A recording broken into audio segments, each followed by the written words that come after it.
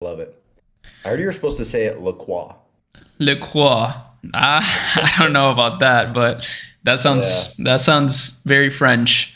All right, yeah. well, welcome everybody. Whoever's watching, we just got started. We're live now, officially live in the booth with Jonathan, the man, the myth, the legend, What's and going we on, are man? gonna talk about some cool stuff today because we got some great topics. So, how you doing today, Jonathan? Doing fantastic. Doing fantastic. I'm excited for the stuff we have to talk about today. There's a lot of interesting things. You want to just jump straight into it? Let's do it, bro. You want to kick it off with your 15K course that you bought? Yeah, you know what? I mentioned it last time we talked that I invest in courses and mentorships, and I was talking about how I invested 36K in one last year, and that I'm looking to make the next jump, and so I was feeling a little bit of pressure. Mm-hmm. But I was like looking, for something that was going to fit my business at this point in time. And the thing that I was looking for was, some sort of sales team building, things like that. And so I looked around for a while. I found one that fit really well. Ended up spending 15K.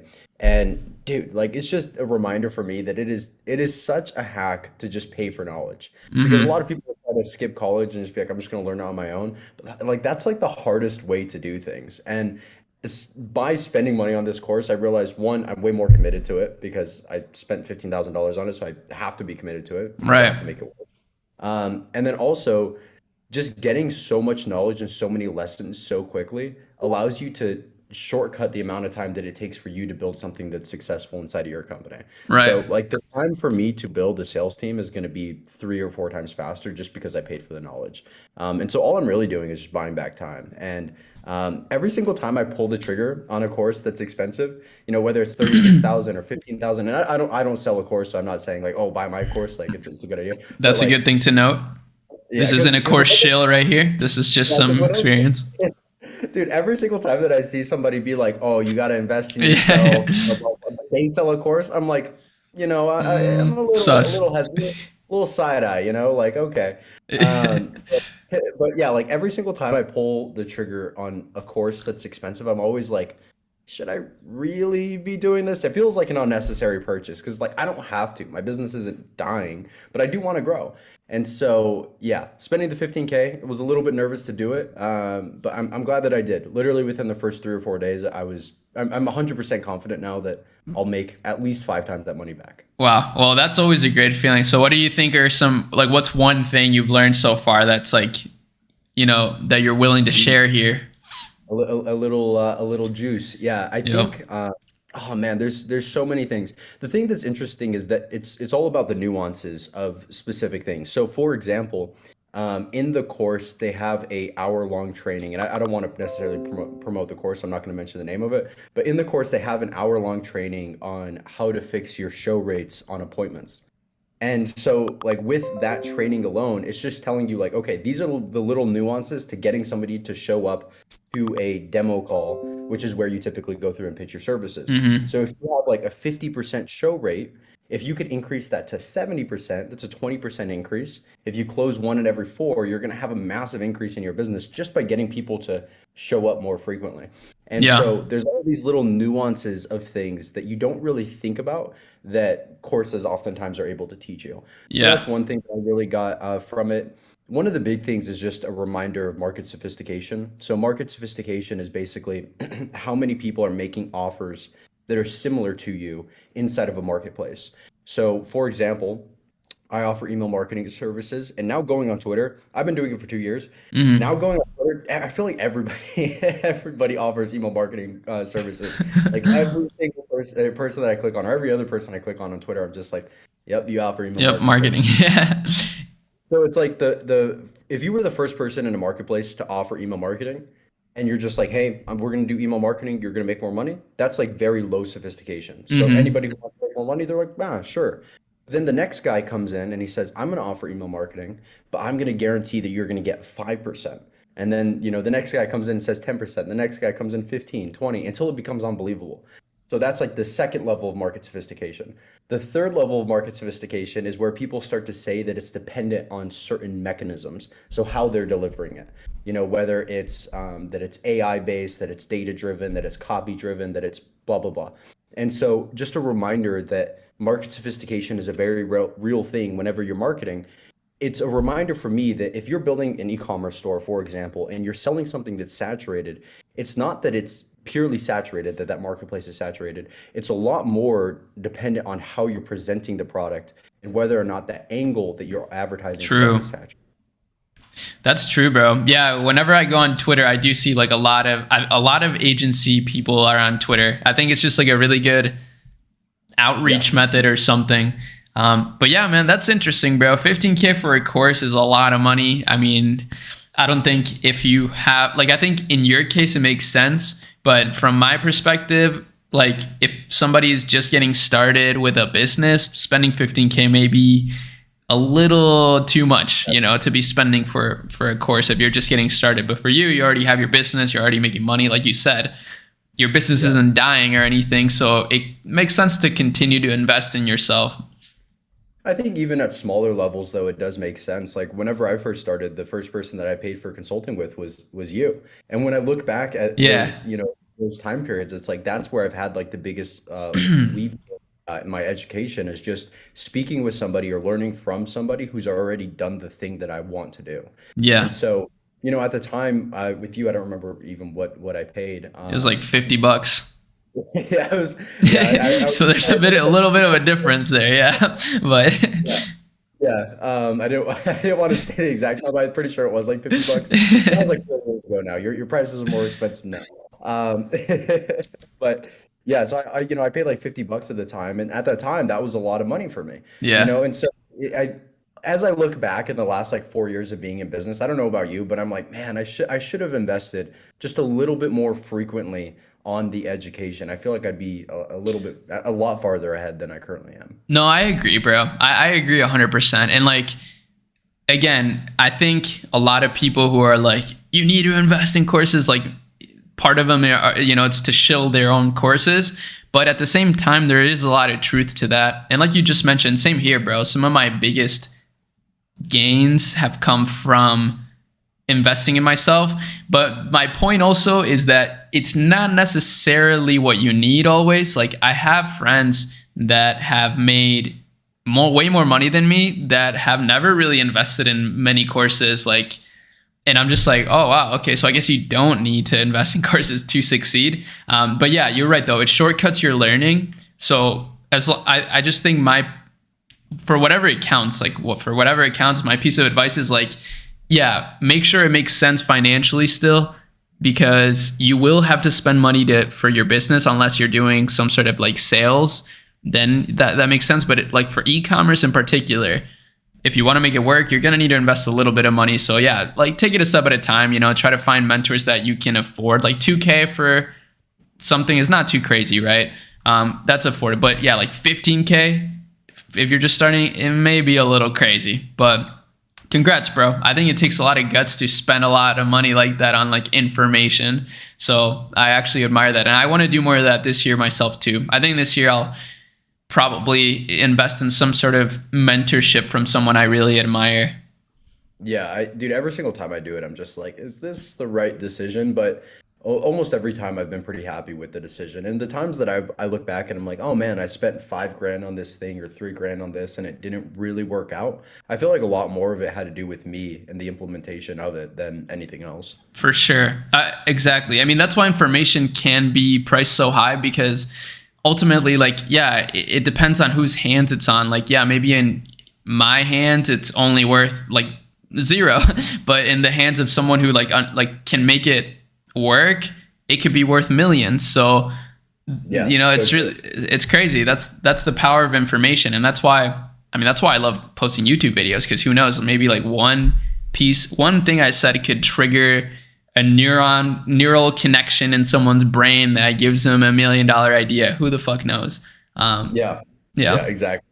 Yeah, I look back at like, for me, and it's just like it's always like one thing that ends up branching into like 20 other things. Like even the place that's the most apparent for me is relationships. Like I build one relationship, and then that person connects me to another person, that connects me to another person, that connects me to another person. And it's yeah. the same thing I feel like with learning, where you have like one little thought, and you're like, oh, maybe this would make sense, and then you try that, and it starts to work, and then you branch it into 10 other things, and you look back and you're like, oh, it started with that one little baby Yeah. decision. That's so crazy. I know it's always interesting to look back at like your path and how it goes. That's why like another thing is like I wouldn't change anything about my past really in terms of like my entrepreneurial journey, even though I'm not necessarily like where I want to be. I'm sure I'll get there because I've gotten further just by continuously like putting one foot in front of the other, and just like taking action. That's like Do my you think, favorite thing. do you think you'll ever be like, oh man, I'm really happy with where I am though? Well, no, that's what I'm saying. I'll never be like satisfied with where I am in the sense of like, because yeah, even now, for example, like I'm reaching some pretty good business milestones, and I'm like, well, cool, but I just want more. Like that's not so. Yeah, I don't think it ever ends, but I think ultimately that's why it's important to try to find peace in yourself or some sort of satisfaction or fulfillment in life. Really, that's kind of the key word here. But yeah, I don't think it ever ends, bro. That's kind of the scary part, is that I feel like even at $1 billion level, it's like, okay, well, you probably just want more, and maybe it's not more money because you already have a lot of money, but it's more something. We always just want more. Yeah, no, 100%. Dude, I was just thinking about this like probably 2 weeks ago, 3 weeks ago, because I was on the phone with my girlfriend, and she was talking about how she's currently working at a hospital that Hmm. she used to volunteer at when she was younger. And she said, oh, my 10-year-old self would be proud of me. And then like hearing that from me, I'm like, I was thinking about it for myself, and I'm like, would my 10-year-old self be proud of me with where I've been with my business? And I was like, no. I'm like, why do I feel that way? Like, will I ever have that feeling of like satisfaction? I think a lot of the times entrepreneurs honestly don't give themselves enough credit, because even if you aren't necessarily at the milestone financially that you want, you still have so many other milestones that you've reached from like an education perspective that will end up leading you to that end result anyways. Yeah. Yeah, that's true, man. I mean, that's what I'm saying. Like, not everything is about money. Like, I think for me personally, like, I mean, I'm not trying to toot my own horn, but I don't think I'm the richest people in this space by any means, but I would say I'm one of the most successful in life because I feel like, I don't know, bro. I feel like I have a beautiful relationship. Like, I'm really happy with my life. I wake up not just excited about what I do, but like excited for my family, for my friends. Like, I don't know. And I think those things count for like a lot. You know what I'm saying? Like, I think there's a lot of intangible value in that. Yeah, no, I agree. I think you definitely do live a pretty balanced life, which is sweet. Yeah, but I agree that you need to be pretty extreme in order to make fast gains. But Yeah. we'll see, bro. I mean, I don't know. I think this year through leverage, I've been able to make bigger gains. Like I think I learned about leverage this year more than any other year. Like, and it's made a big difference in my life. What'd you learn about it? Well, basically, how you can utilize like your audience in a way to, like for example with our agency, like that was something in the past I never really considered because I just never thought it would be a business model that I would like, because I was like, oh, I don't really want to do sales. But then I realized like, well, or no, that the other thing I thought about was, well, I don't want to have a boss. Like I don't want to have a boss. Like that's the reason why I got into this. Like I don't want to be at the mercy of a client, let's say. But then I realized Yeah. like, wait, that's kind of a dumb way to think about it, because ultimately as an e-commerce store owner, you're also at the mercy of your customers. Therefore you have, I mean, if you treat them like clients, which you should, like you should want to provide the best service ever for your customers, right? Yeah. Then you have even more like even more bosses, but that's That's not what I really a good think. way to think about it. Yeah, that's not a good way to think about it. And like, I realized that by being able to connect with business owners at a deep level through an agency, like this is where the leverage comes in. I'll be able to not only learn about more brands like at a deep level. So now I understand so many more things about like the behind the scenes of a brand, because now I can see it from a higher perspective, right? Like I see multiple brands, and then so that's one thing, but also the connections that I'm making through just meeting these business owners, and then also the opportunities to potentially invest in some of these businesses. So investing in companies as opposed to building my own companies, like that's something that's been really influential. And then I realized like, wait, this is what a lot of like crazy ass billionaires have done. Like Tesla was not invented by Elon Musk. Like he bought the company and then obviously he added his sauce and made it better. Even Apple, bro, like Steve Jobs added his sauce to what Steve Wozniak came up with. You know, he wasn't really an inventor in the traditional sense that he created this whole thing. He was just a visionary. So he was able to apply his vision to an opportunity. And I feel like that's what I'm doing now. So yeah, it's made a big impact in my life. And I'm really excited about the future. I'm not like, I don't know, it allows me to be a little more patient and inconsistent because I don't feel like I'm in a rush. I feel like things are unfolding how they're supposed to, or not how they're supposed to, but in a good way. Yeah, I have so many thoughts. So this is Yeah, that was a long so tangent. this is so random for kind of what you said, but I saw a post. So Steve Jobs has a daughter, and her name is Eve Lisa. Jobs. Oh, well, he has. Okay, yeah, he has I saw multiple. on Yeah. Instagram. I don't know if it's actually. I'm pretty sure it's his daughter, but I saw her name was Eve Jobs. And somebody was like, if I don't know what the process is for like becoming a saint in like some religions, but apparently you become a saint in some religions. And they're like, if Eve becomes a saint, her name will be St. Eve Jobs, which will be Steve Oh Jobs. my And I god, thought that was this guy is hilarious. I was playing like, 4D chess, bro. This guy is a fucking genius. I thought it was hilarious. But yeah, dude, leverage is such an interesting game. Because Naval talks about leverage a lot, and he talks about Right. how you can have leverage through money or through media or whatever it is. And Exactly. yeah, just being able to have more output per unit of time that you have is it's a weird thought, and it's like kind of complex and very like heady. But whenever you start applying it, whether you start to hire people and now you're able to Right. make your time more expensive, or you're buying into a business and you're actually able to use the momentum that they already have, it's definitely a big growth curve. I feel like I haven't even really started to dip my toes into leverage yet. I'm just Yeah. looking at it. Yeah, yeah. So that's exactly like I started learning about leverage last year a bit through Naval, through visualized value, and I try to apply it to like a little bit in like in e-commerce, but it wasn't. It's harder to apply to e-commerce. So that's another thing I would love to talk about is I guess for the people watching, right? Because most of the people watching have no leverage in their lives right now. But I mean, there's always something you can leverage. Like you may have money or you may have time, right? And like you can use one or the other to supplement the one that you need. Right. But what are some ways that you could think about off the top of your head that you could utilize leverage to grow your ecom biz? I guess actually, can I start? Because I think I have one Yeah, right yeah, away that it came up to my head. Content, bro. Like content is the big that when I say leverage has played a difference in my life, it's because I've continuously made content. Like I've never stopped making content. I love yeah. making content though. Like I wouldn't do it if I didn't like it. But for ecom, it's kind of the same shit. Like you can leverage content more than ever before, especially short form content. One of the brands that I reviewed recently, like called PopFlex, they're getting 150 million monthly views on YouTube Shorts, bro. Like that's insane. Like that's such a crazy number. That's like more views than PewDiePie gets at this point. And it's an Yeah, that's e-commerce wild. brand because they're spamming YouTube Shorts. So that's a huge form of leverage for an e-commerce business. Short form organic content is absolutely massive. And I think people, that's one thing I thought about right away. What about you? Yeah, dude, I think content's one of the best forms of leverage, right? And you could actually add more leverage to content by splicing it up and putting it onto different platforms. So, the reason that content has a lot of leverage behind it is because like this video that we have right here, right? Hmm. And we post it on YouTube. That video could get watched one time or a million times, but it's no additional work from us. So Hmm. there's a lot of leverage behind creating content.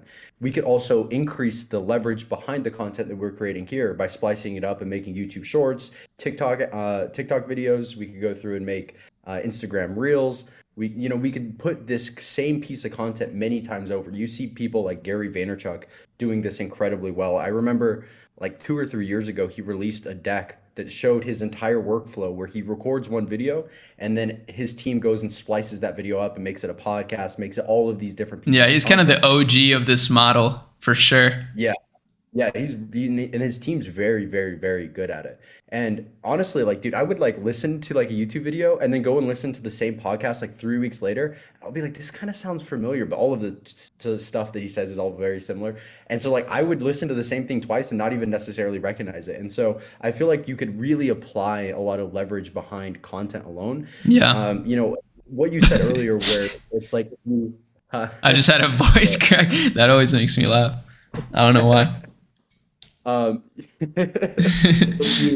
If you have a lot of time, time is your leverage. If you have a lot of money, then money is your leverage, right? And so, if you're just getting started, then you have to put a lot of time into it because that's going to be your leverage. But then as you start to make money, the people that have the most money typically don't have a lot of time. Right. And so that's why for me, I like working with, higher revenue clients is because they don't have the time to be doing what we're doing and they also have money. And so they can pay us more. And so, yeah, I mean, it kind of depends on your situation on That's like a good point. what form of leverage makes the most sense for you. But I think content's one of the best ones for sure. I would say also one of the things that a lot of entrepreneurs don't take into account, and it's a lesson that has to be learned over time because I don't think it's inherent for very many people, is what their hourly rate is. And Naval says that you should set an aspirational hourly rate where you say, okay, what am I going to set my hourly rate as at this point and make it higher than what you believe it should be? So he said that his aspirational Oh, hourly rate out the gate was like $5,000. And so his hourly goal rate? was, yeah, hourly rate, yeah. Holy shit. And I thought that was insane too. I was like, damn, like that's a lot, but like, there's a reason that he's done well. And with that, his goal was to make it so that he didn't spend any time on anything that was less than $5,000. So when you start to think about the different components that are within an e-commerce business, there's customer service, there's order fulfillment, there's content creation, there's ads. Let's just say it's those four things. Well, each one of those things, the value of each one of those things per hour differs quite a bit. Like Yeah. order fulfillment, that's probably a $10 an hour job. Customer service, you could outsource that, to a different country, and Yeah, that's yeah. probably a $6 an hour job. We're hitting an ad right. If you hit an ad right, you spend an hour on it, and you really get a fantastic creative that generates 1 million views and $20,000. Well, then in that sense, let's just say that ad took you 4 hours. In that sense, then that $20,000 was generated in 4 hours, which was $5,000 per hour. So you have to be That's very such a good fucking cognizant point. yeah, as your time starts to kind of shrink down and you have more that's being asked of you, you have to kind of audit these different points and say, okay, where should I be allocating my time and where should I not be allocating my time, depending on how expensive it would be for me to outsource this. Right. Yeah, dude, that's such a good point. And I remember seeing it in like a chart once that put it classified your tasks as an entrepreneur into like how much they're worth. And it was basically exactly like what you said. So like responding to emails, yeah, that's like $15 an hour, let's say. Making content, that's like $1,000 an hour. So that's pretty good. But you want to get to the level of like, what's $100,000 an hour activity, for example? And like, I remember in this chart, it talked about Warren Buffett, for example, and how he basically spends all of his time on like the most expensive per hour side of the equation. And in his case, it's like allocating capital, setting incentives, like buying businesses. Well, that's allocating capital, so same shit. Yeah. But yeah, that's how they think of it. That's how they think of it as at the highest level. So I guess that's your goal, to just transition into like higher output activities per unit of time. Damn. Yeah. One of my favorite quote or sayings or mantras is delegate and elevate. So then as you start to have more things that are demanded of you, you then delegate that and you elevate the cost of your time. And Yeah. so that's how like structure ends up getting built underneath you, is because you're just delegating and elevating your way up the chart.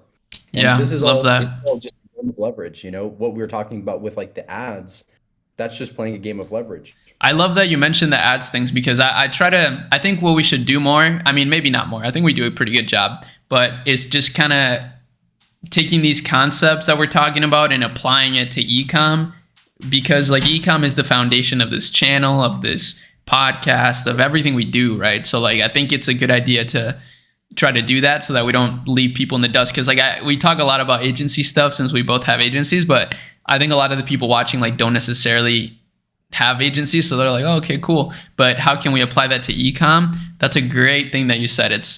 how you can apply leverage to ecom is literally by just focusing mostly on content, because that's what's really going to move the needle. It's like you could get one viral video that generates 20K, this month for you. So that's a very worthwhile activity to focus on.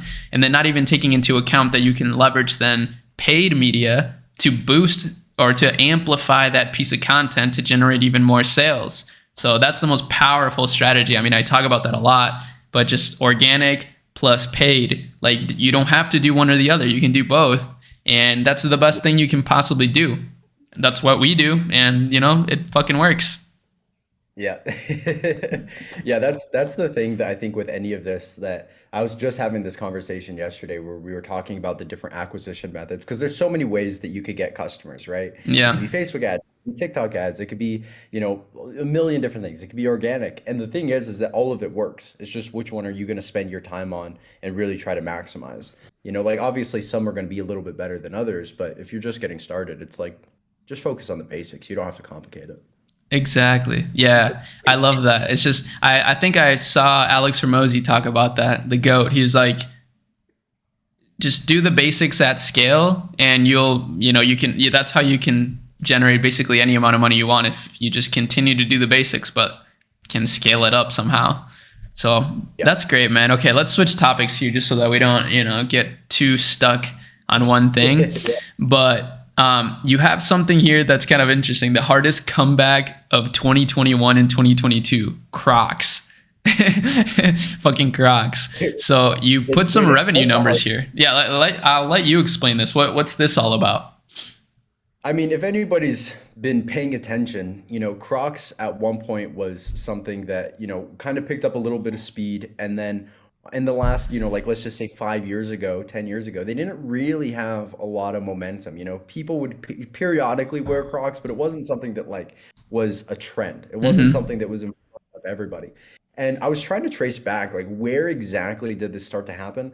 I'm going to pin it on Post Malone. I think Post Malone's probably the starting point of all of this because Post he wears Malone. Crocs. Yeah, he wears Crocs. And so I think that, all it really took is just for them to start to break into the mainstream a little bit more. And so if you pay attention to what people are wearing, a lot of the times, because I pay attention to what people wear all the time, it's either slides or it's Crocs.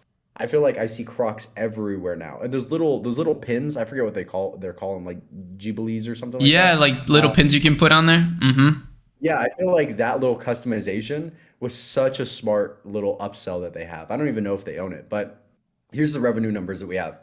So in Q2 of 2020, they did $300 million for the quarter, which is still like insane. That's Still great fucking numbers crazy for Crocs. for Crocs, right? Wow. But in Q2 of 2021, so 1 year later, they did $641 million in revenue. So that's a 93% increase in the for the same quarter, like just a year later. And so that really is just a testament to the fact that it's like if you just hit you start to get in front of the right people and start to make something cool, they're playing a different game, right? They're Yeah. they're, they're making something that probably wouldn't be cool now cool because the people that are wearing it are kind of assigning their coolness to the Oh product. man, I love So that. the thing that I was thinking about whenever I saw this, whenever I was looking at Crocs, is that I feel like oftentimes it's better to just sell more of the product than to try to reinvent it. Because Yeah. it's the same exact product, it's just perceived differently now. They didn't do any, reinventing of the product where it's now a totally different look or different material or any of this sort of thing. They just changed the perception, and that's what helped the sales, not the actual product itself. Dude, that's so true. And you know what else that reminds me of? It reminds me of this saying by Amazon's CEO, Jeff Bezos. Actually, not no longer CEO, so that's false, fake news. But what he said once was that you want to be like a surfer. You don't want to like try to find the wave. You just want to like sit there and wait for the wave. Like a good a good surfer waits for the wave to come, right? And then they ride it and do whatever on it instead of like try to always chase like, the wave. Like you got to be patient, like stick to your surfboard, stick to your spot, let's say, and just wait for the proper wave. And that's such a good example of that because they didn't change anything. It's the same Yeah. croc, but something happened that just like the perfect wave just happened, and they've been writing that. I'm looking at the search trend right now. I need to get better at streaming because I know that there's a way that you can like pop up shit. Like, yeah, I Yeah. need like a streaming dashboard so I can just switch from screen to screen. But I'm looking at it right now, and it's literally like what we're talking about. It just looks like a wave. So Crocs, that's such a good one. And see, from there you can even develop more businesses from the Croc trend. Like, I don't know, what's the next Croc accessory? You know, like that's what I'm wondering. Customized Crocs. Everyone's customizing Air Force Ones. Dude, customize some Crocs. Like, Yeah, that's a great idea. There's so many good examples though where businesses try to like, create this way. I feel like a lot of the times it works. Do you remember McDonald's where they did the Travis Scott meal? yeah, that was a fire meal, low key. I actually thought it was really good. Was it? Hmm. I never even had it, but like it's the same exact product. It's still the same exact things that they sell, but they're just Yeah. throwing Travis Scott's name behind it. Maybe they added a pickle or something. I don't know.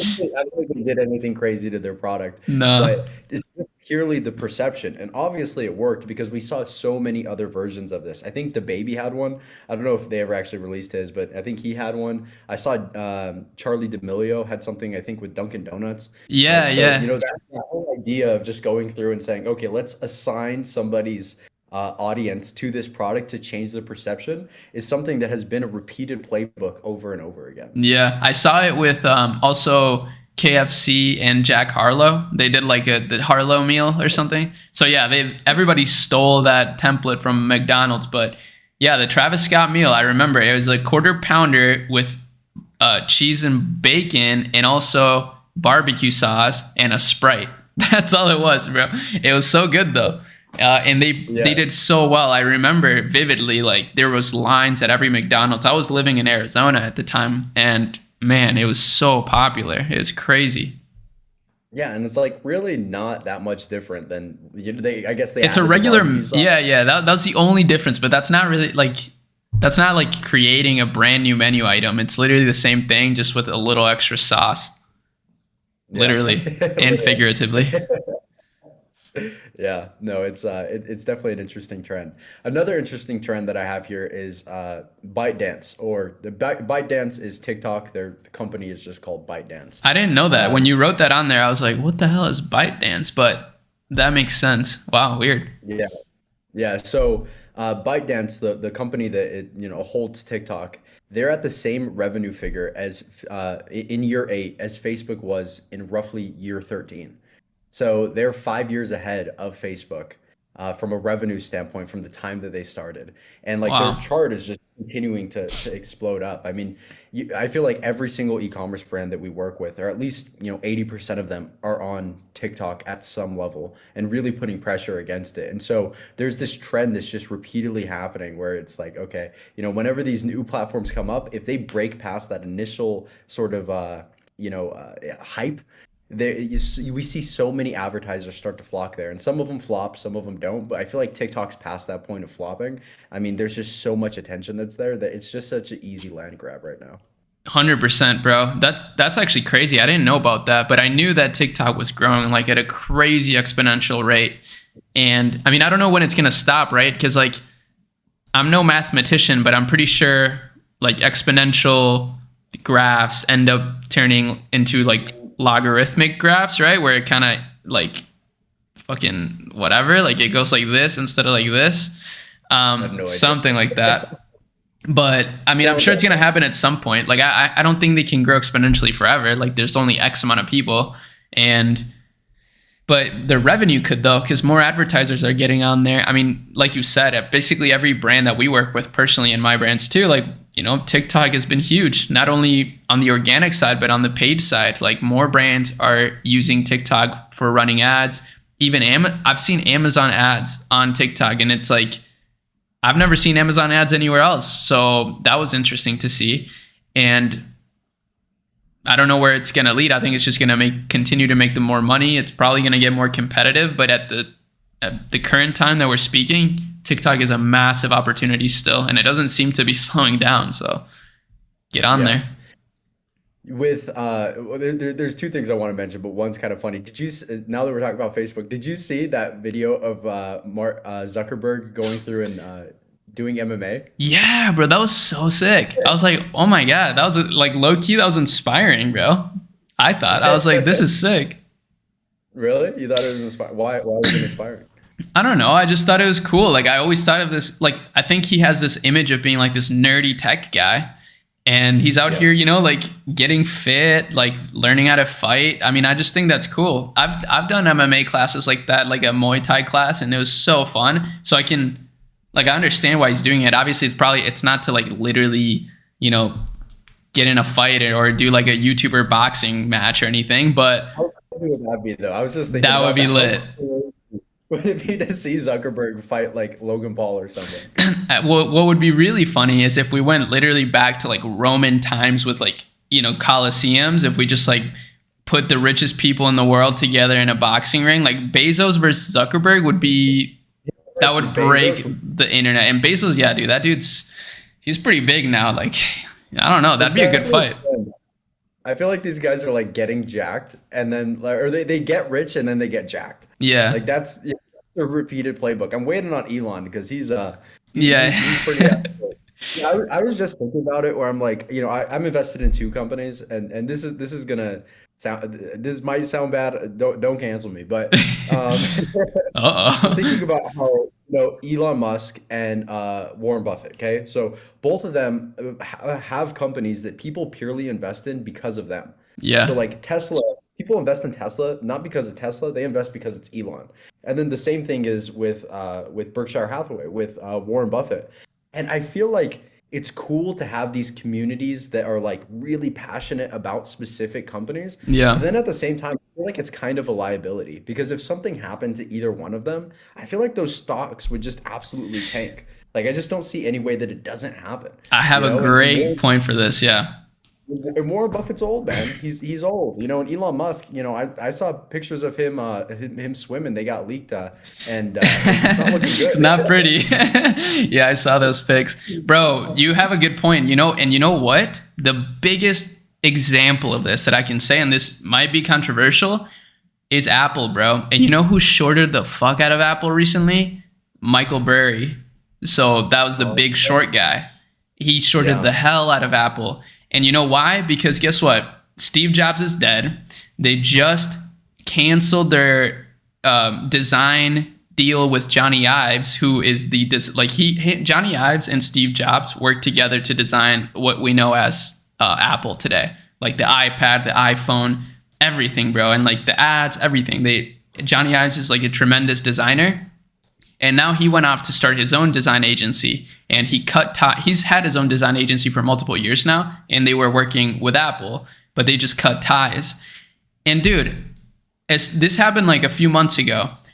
I go down the street, so there's a big billboard near my house that it's always been rented by Apple, and they always have pretty good ads. Like one of them was like a piece of bread, and it was like it was just a piece of bread, and it said, "It's just bread."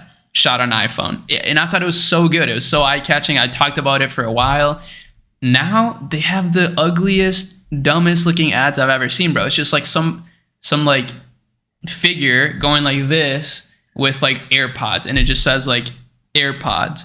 I'm like, bro, they're going down. Like it's over for Apple. Like maybe not this second, but dude, they don't have jobs. They don't have eyes. Like they're not gonna figure it out in terms of design. And clearly, that was one of the biggest reasons why they were so successful, like product design, industrial design, their advertising, their brand image, and it just feels different now, man, and it's kind of sad. But you're right, 100%. That's a huge liability, and people, that's why it's being a visionary in that sense is definitely a liability for sure. Yeah, especially whenever people start to flock around those people. Whenever they start to become rock stars and people Yeah. want to invest in them more than the company, then it's kind of a liability. I was thinking about that. I'm like, should I start to reallocate a little bit of my portfolio? I only have 1% in Tesla, so it's very, very, very, very small amount. Like a lot of it's an S&P 500. The majority is by far an S&P 500, but it Yeah. definitely had me thinking. I'm just like, maybe I should make some changes here. One of the companies that is about to go do an IPO. This is what I heard. Is TikTok. I heard that ByteDance is about to do an IPO Really? soon, Oh which would be God. crazy. Yeah, that'd be nuts. And one of the things that I've heard is that they're cracking down on a lot of ad policies because they're preparing to do an IPO. So they're letting less products that are a little bit, gray hat, advertised on the platform. Is that something that you've seen or not really? Um, Not really. I mean, I don't know. I haven't really been seeing much about like ad policy changes or anything. No. Hmm. Yeah. But yeah, I don't I know. I could don't see have that. They probably would, I could see that for sure, especially pre-IPO. Like if they're going to be a public company now, they got to get their shit together. It's still kind of the Wild West on TikTok. But there's it so many always Wild feels West, bro. Like crypto's the Wild West, TikTok's the Wild West, AI is the Wild West. Like, are we yeah. just the Wild West? Like, is that what society has come down to? But yeah, bro, I would that's interesting. I think that, whenever we started 2018, I feel like we were kind of at the edge of the Wild West, and then it was transitioning into, a more civilized platform. And I feel like TikTok right now is the Wild West, but who knows, in the next year to 2 years, it's most likely, I believe, is going to become a more civilized platform where they are going to be more restrictive on the types of products that you can advertise or the quality of the advertiser, things like that. Because at the end of the day, their product is ads. And Yeah. so that only works if people trust the ads. And so it just takes, enough people to be upset that, companies are scamming them or that the quality of the product wasn't as good for them to start reinforcing these types of policies. Right now, they're just trying to grab as much cash as possible. But as more and more people start to advertise on TikTok and as the quality of the ad platform increases and they don't Yeah. necessarily need the watch as much, they're going to start playing defense, which is what we've seen Facebook do for the last 3 years, 2 years. True. True. And you know what's one thing that's been genius of them for getting higher ad revenue that I've noticed is maybe you've noticed or other people, the minimum ad group budget that you can have is $20. So you can't do a $5 a day, ad set on TikTok. It's not possible. So that was Yeah. kind of clever because now you're like forcing people to have like, to spend more. So you're getting a higher average order value per user. Pretty clever, but I think they'll change that in the future though, because, I don't know, it doesn't really make a ton of sense. But at the same time, if you learn about how these algorithms work and how machine learning works, it actually does make sense to spend more. Like $5 a day ads are definitely not recommended, just because you're going to have to wait way too long. The learning phase, you're going to be stuck in learning forever. And it's just not going to be the optimal way to run ads. But somebody said, I have a SaaS company. Do you think TikTok could help my biz? I said, yeah. But what do you think Yeah. about that? I think it depends on the SaaS company. It depends on the price point and then also the audience. I'm not like super into TikTok advertising, so I'm definitely not the person to ask on this. But we do have a lot of clients that advertise, and I see the products that work versus the ones that don't. And a lot of the times they're lower ticket products that have a very broad audience. And so I think it depends on the type of SaaS it is. If it's high ticket or if it's very niche specific, I don't know. I don't think personally that would be the place that I would start. I'd probably start on Facebook. Yeah, I mean, I would do both. Like, I'm telling you guys, do both. Do all of, like, this is what we focus on is Google, Facebook, TikTok, because I just don't think it's smart to rely on just one platform. And also, you're getting different sorts of, people, which is good. But I agree for the most part, though, Facebook still is king. Like, I think a lot of people shit on Facebook, but Facebook still gets you really high quality results, and it's very scalable still. Yeah, yeah, I agree. Okay, what do you have on your Well, I notes want to then? talk about. So you mentioned a little bit about investing. I like talking about investing. It's actually fun, even though I'm not a big investor. In fact, what I want to talk about is a little bit about crypto because this is actually where I'm investing money. I'm not buying really any other companies besides Solana, like literally. So my big plan this year is, well, hopefully this year, but maybe not entirely this year, but I want to allocate 100K into Solana because here's how I'm thinking about this, right? Like 100K is a lot of money. Don't get me wrong. But if I allocated 100K into Solana in the next, year, let's say it goes to zero, sure, that would blow. I'd be kicking myself. That would suck. But, chances are it's not going to go to zero. And if crypto does work out, right? Solana is easily going to 10x from here because it's already been 10x, almost 10x the price that it's at now. Like it reached that already. So it's not like it's not like I'm saying Bitcoin's going to 100K, even though it's never reached 100K. Solana has reached like nearly $300 per coin, and now it's at like 30. So I'm loading up, bro. I'm loading up, and I saw Coinbase has a little subheading under Solana that says 4% APY. So that's probably one of the biggest parts of my thesis behind Solana is that on Coinbase, you get 4% APY on your Solana holdings. That's huge to me. And to me also, so this big ETH merge is happening. I don't know if you know about that. Do you know a little bit about that? They're supposed to go to like the third version of their platform or something, right? Is that the same thing? Layer 2. And basically, yeah, what you're talking about. And it's just supposed to fix a bunch of the transaction costs, a bunch of the, it's just going to allow for more transactions and cheaper transactions, which is sick. Like ETH is awesome. I think ETH is going to continue to grow too. But Solana kind of already solved that, like Solana already like is fast and is cheap. So, and now they have this huge like advantage since they've solved the problem, so now they're working on other problems. So to me, they're kind of like ahead. And also like the people that are working on Solana, bro, like they have a stacked team, like some crazy people. And so, yeah, that's why I'm really going all in on this. Like I'm actually concentrating the majority of my investment portfolio into that. And aside from that, like I'm just like stacking USD, to be honest. Like I'm just stacking cash and then putting the rest into Solana. That's what I'm doing for the next year. And I think in the next 2 or 3, like by 2024, which is maybe when the next bull run might be, nobody knows. So I don't fucking know, but that's, that could be it. I would love to be able to pull out $1 million from Solana, like that 100K, turn it into $1 million. Boom. That's going to be my trade. Damn. Yes. I mean, anytime I see any of these cryptos, Bitcoin, Ethereum, Solana, I have so much hesitation, and there's one reason why with crypto. So you have like the bull perspective of crypto. I feel like I have a little bit different of a perspective. Dude, it all just scares me, bro. Like Yeah. I've seen so many people, so many people just absolutely crush it with crypto. Absolutely crush it. Like I have friends that made like 10 million in like 6 months where I'm just like, It's this is crazy. insane. And they went from being normal guy, maybe had 100 grand, 200 grand to just, absolutely bulling. And I love it. But it all feels a little bit like a gamble. It feels like, is this going to be the winning lottery ticket? And so, like I think Bitcoin makes sense, Ethereum makes sense, Solana makes sense, but it's like under what time horizon and then who ends up winning? Because if you pick the wrong one, it could be, a Terra Luna situation. I had a lot of Yeah, that was I had a lot, horrible. yeah, dude, that was crazy. For the people that don't know, Terra Luna, it was two different cryptos. One of them was a stable coin, one of them wasn't. And they had a platform called Anchor Protocol, which basically allowed you to stake money and basically earn interest on that money.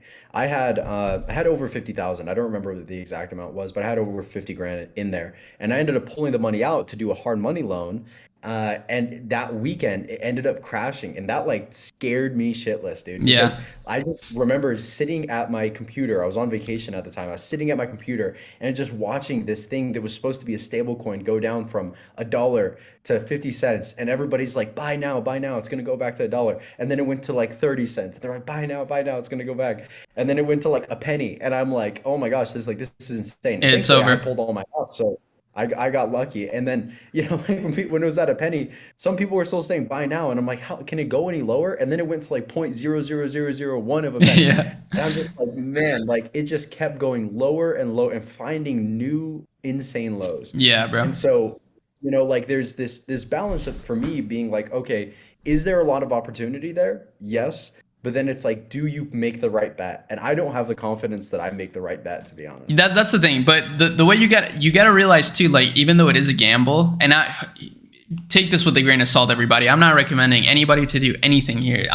That's why I No framed it financial into like, advice. this is what I'm doing. Done. Yeah. Like I'm just talking about it because it's fun, But every every piece of money that you invest is a gamble, you know. Even when you buy your course, like you're taking a gamble that this is going to give you an ROI, but it could go to zero. You know what I mean? Like it could make you nothing. So to me, yeah, you're 100% right, but everything is a gamble, you know. And I see in Solana a disproportionate bet right there. Like I feel like there's so much upside, and there is downside for sure. Like if I lose 100K, like I said, I will be very down bad. I will be sad, but I'll survive. You know what I'm saying? Yeah, but I'll survive. Like I'll be fine. You know, I'm doing well. Like I'm chilling. It'll be good. I'll be sad, but I'll survive.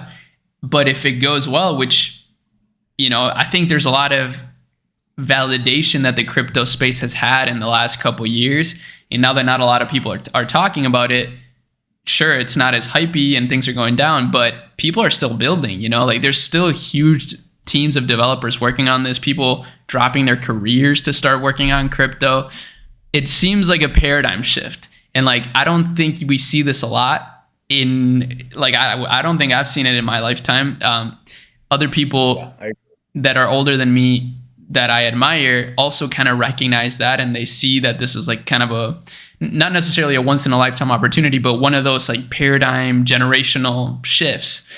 And to me, that's why it's like a disproportionate bet. It's just like the upside is so big and the downside is also big. But, you know, I believe in that side, especially with the way that things are going in the world. It feels like, you know, people are standing up for censorship, for like control, for centralized power. They don't want that. So it kind of makes sense to me, but agreed. And also I do want to mention, like, there are disproportionate bets in the stock market as well. Like you don't have to invest in crypto, but I see crypto as like a really great opportunity, but only time will tell. That's why I also said, like, I am stacking cash. Like after this crypto, like how you said with Anchor and shit, that scared me too. I was like, oh man, like that blows. I had Luna. I had like 20K of Luna and literally went to zero. I just fucking went down with the ship, and that was sad. But damn, I didn't know. Man, that's crazy. Yeah, it wasn't fun, but you know, I survived. I'm here to tell the tale. And I learned from it. So I'm stacking cash still. Like I'm stacking most of my money I just want to have cash, bro. Like I just want, for the next few years, I don't want to be in, like, I want to have mostly cash. And then the rest, like my excess money, I'll put it all in Solana and see what happens. Yeah. And then if it all goes to zero, hopefully like I'll stack way more than 100K in just cash. So like, even though that'll be a big chunk of money, it won't kill me. You see what I mean? Yeah. No, and I'm sure you will. I mean, depending on how long it takes for the next bull run. And a lot of the world's smartest funds are flocking to crypto, even though, you know, it feels like there is like this kind of down period where you're not seeing a lot of movement. All the smartest people that I know are going to crypto. So there's definitely opportunity that's there. Yeah. How long have you been running for? Like 40 minutes? 50 minutes. I actually got to go very soon. Unfortunately, I have a call at 1, so I have like 5 more minutes. Somebody said, Ari, why don't you surround yourself with genuine people in Web3 and build a protocol with smart people? I would love to, bro. Like I have friends that are very smart in the crypto game, and I'm like, yo, you know, if you ever build something, hit me up. But I can't do it on my own. I'm very busy. I'm not nearly smart enough. That's one of the things that I've realized in the past couple of years, bro. Watching the AI space, the crypto, the people, like the builders, there is a disproportionate IQ gap in business, bro. And like I'm over here, you know, okay, like I'm trying to make $1 million, whatever. And then there's an 18-year-old kid that just developed a Scale.com. Look it up. Scale.com is an AI company. It basically labels AI data. That's what it does. So it labels AI data so that AI can make better, it can learn better. They just, like, I'm pretty sure they're worth $1 billion. He's like the youngest billionaire now. So I'm like, okay, dude, there's literally just people that are just way too fucking smart in this world, and it's not me. So and that's fine. I'm good with that. I don't care. But yeah, man, it's funny. YouTube video the other day, and this guy was breaking down financials for a business. It was actually Hermosi. It was Hermosi. He was breaking down financials for a business, and he was like, so if you carry the one, that's 1.2 times 9, and then he did the math, like just instantly he did the math. And I was just like sitting there, like for 3 minutes, just trying to figure out how he did the math like so fast, because it was like, it was like decimals and carry the one and this that. I'm like, man, like there definitely is a gap in For sure. IQ. Certain points for sure. So yeah, but crypto's a good bet over the long run. I think it makes sense, and time will tell. Yeah, exactly. We'll see, man. I mean, I don't recommend anybody to do anything that they're scared to do. Well, okay, that's not true. I think you should try to do things that you're scared to do, but like, don't listen to people on YouTube. That's all I need to say. It's just like, don't listen to people on YouTube. Like, take in the advice and then like process it in your brain and then make your own decisions. Just make your own decisions ultimately. Yeah. Yeah. That's the big lesson. But yeah, hopefully we covered some good stuff that you guys liked. Hopefully you got a lot of value from this, and hopefully you tune in next time. We'll keep doing this. I'm really excited to keep streaming. I think streaming is the future and it's so fun. I mean, we said it's such a big lever for content as well and for connecting with an audience. So yeah, that's basically it.